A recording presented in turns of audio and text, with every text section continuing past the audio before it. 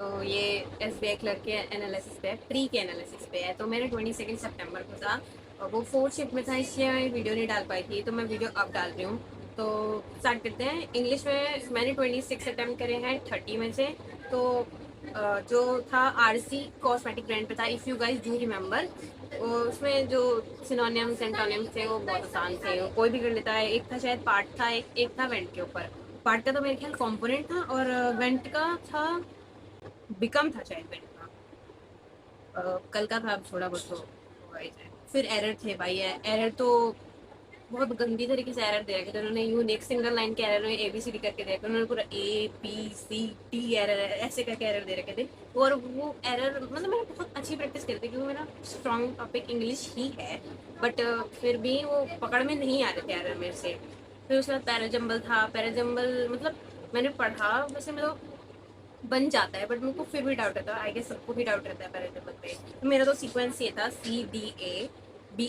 पहले मेरा था, पहले मैंने बनाया था CABDE बनाया था, बट फिर मेरे को लगा कि ये हाउएवर, मतलब उसके पापा मर गए थे ना 1946 में, और वो बॉर्न हुई थी 1944 में। तो मेरे को लगा कि ये दोनों कनेक्टेड बात है, तो इकट्ठे से होने चाहिए। तो एट लास्ट जब मेरे पास 2 मिनट बचे थे, तो ये बाद में मेरे दिमाग में आया, तो मैंने फिर ऐसे कर दिया, CDABE कर दिया। और ये मेरा क्या कहते हैं पैराजम्बल का अरेंजमेंट बना है। आप लोग बताना कमेंट्स में कि आपका क्या बना है, मैच करेगी नहीं, सही क्या है वो बताना एक बार, ठीक है। फिर उसके बाद मिस स्पेल्ड था, वो बहुत ही आसान था।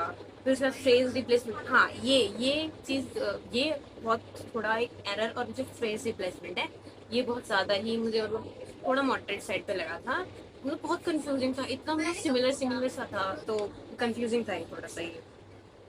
और अगर गलत होगा तो मेरा इन्हीं में से हो सकता है, एक दो गलत हो सकता है, बाकी तो मेरी 100% तो मेरी 100% एक्यूरेसी।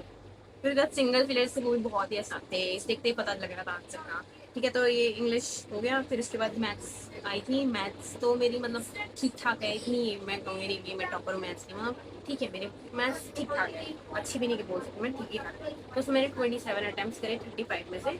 इसमें DI आई थी, टेबल DI आई थी, मतलब आसान ही थी। लाइन DI आई थी एक, वो भी आसान ही थी। केसलेट थी भाई, मैं मतलब जनरली केसलेट बनाती नहीं हूँ, लेकिन ये 3 लाइन की केसलेट थी, बहुत ही आसान थी। उसमें ABCD दे रखा था, और तीनों का देखते ही निकलता था कि ए का दे रखा था, फिर C का बोल रखा था उसका ट्वाइस है, और फिर उसमें B का भी कुछ ऐसा ही, ठीक है। फिर उसके बाद सिंप्लीफिकेशन थी, वो भी बहुत आसान थी, ऐसे निकल रहा था। फिर उसके बाद अर्थमेटिक थे, अर्थमेटिक भी ठीक ठाक था, जितना हो सकता था उतना कर दिया। और फिर 12 अर्थमेटिक थे आई गेस में, 12 13 अर्थमेटिक थे, तो उनमें से कर लिया, जितना भी होना था कर लिया मैंने, ठीक है। 27 अटेम्प्ट करे मैंने ओवरऑल। फिर रीजनिंग आया, रीजनिंग मेरा अच्छा है, मैं फुल अटेम्प्ट कर देती हूँ रीजनिंग में, बट यहाँ पे मेरे से सिर्फ 33 ही हो पाए थे। तो 33 इस वजह से हुए थे, चलो बाद में बताऊंगी। स्टार्टिंग से स्टार्ट करते हैं। पहले सबसे पहले तो पजल, 3 पजल आई थी आई गेस। एक तो डे बेस्ड पजल थी, मंडे ट्यूसडे वाली। यार मैं सीक्वेंस लिखना भूल गई, मैं सोच तो रही थी कि हाथ में लिख लूँ, फिर मैंने कहा यार नहीं लिखने, छोड़ो, मैंने कहा पैरा नंबर ही याद करी थी बस, वही। फिर उसके बाद ऑर्डर बैंकिंग वाला था, वो भी बहुत आसानी से एक ही बारी में पजल बन गई थी मेरी सारी। पता नहीं कि कैसे मैजिक हो गया, एक ही बारी में सारी पजलें बनती ही जा रही थी। हाँ, तो मैं ब्लड रिलेशन पे अटकी थी, उसको मैंने पहले पकड़ा, मतलब पहले नहीं, मतलब ऑर्डर वाइज ही गई थी, जैसे सीधा ही सीधा बन रहा था, तो मैंने कहा फ्लो नहीं तोड़ते, करते जाते करते जाते। तो जो ब्लड रिलेशन था उसको पहले मैं अल्फा न्यूमेरिक सीरीज उसको छोड़ दिया था, कि मैंने कहा इसको बाद में करूँगी, और कुछ बच रहा होगा तो देख लेती हूँ। तो फिर ये आया था ब्लड रिलेशन, तो ये नहीं बन रहा, तो फिर मैंने फिर से अल्फा न्यूमेरिक सीरीज करी थी। फिर उसको मैंने करा, वो पूरा हो गया। बस एक लास्ट वाला क्वेश्चन था कि उसके M के बाद वाले कितने अल्फाबेट्स आ रहे हैं कुछ नंबर या सिंबल के राइट में, तो ये वाला मैंने छोड़ दिया था उससे। फिर उसके बाद फिर वापस से मैं इस पे आई थी, ब्लड रिलेशन तो लास्ट में था, इस सब करने के बाद ही था।